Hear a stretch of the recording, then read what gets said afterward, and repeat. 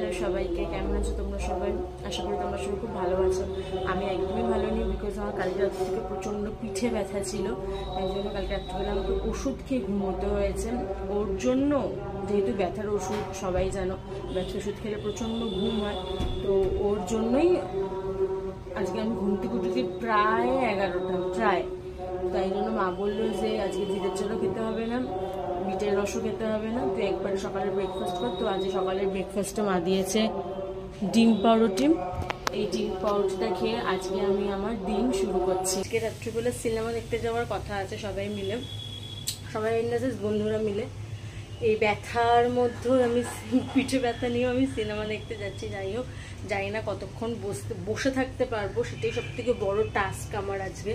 সিনেমার শোটা রাত্রিবেলা 10টা 10-এর, তো জানি না কি করব না করব। এখন তার জন্যই জামা কাপড় আমি বের করছি। জামা কাপড়ের অবস্থা দেখলে মাথা পাগল হয়ে যাবে। এখন মেয়েদের মনে হয় এটাই সমস্যা, যে কোথাও যাওয়ার আগে জামা কাপড় মনে হয় থাকে না, যেটা আমার।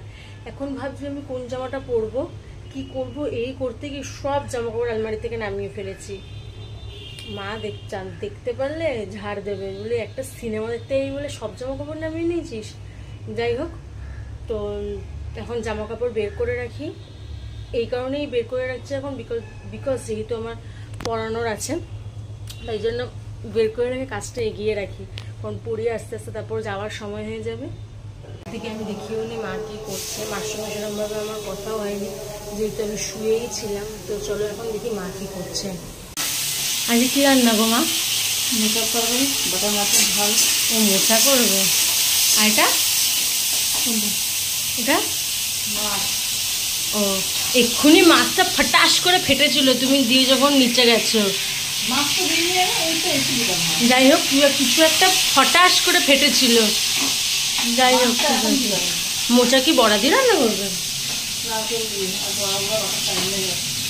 ঠিক আছে, যা দেবে তাই খাবো। মোচার তরকারিটা তো ভালোই লাগে, নিরামিষ মোচার তরকারি।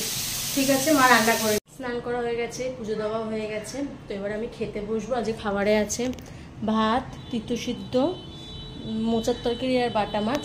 তো এইটা আমি খেয়ে নিই। মা বললো যদি তুই খেয়ে নে, পড়াতে যাবি, মা পুজো দিয়ে তারপরে খাবে। তো আমি খেয়ে নিই। এই বাড়িতে আসলাম, এসে একটু ফ্রেশ হই, কারণ আবার যেহেতু বললাম যে আবার 10টা 10-এ সিনেমা দেখতে যাওয়ার আছে, তাই জন্য 9:40-এর মধ্যে এখান থেকে বেরোতে হবে।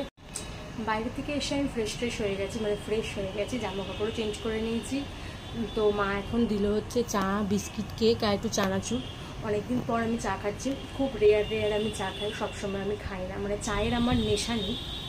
যাই হোক, তো এরপর কিছুক্ষণ মার সঙ্গে আমি একটু গল্প করে নেবো। গল্প করার পর রেডি হয়ে তারপর বেরোবো। আমার ভিডিও যদি তোমাদের ভালো লেগে থাকে তাহলে একটা লাইক করে দেবে, শেয়ার করে দেবে, সাবস্ক্রাইব করে দেবে। টাটা।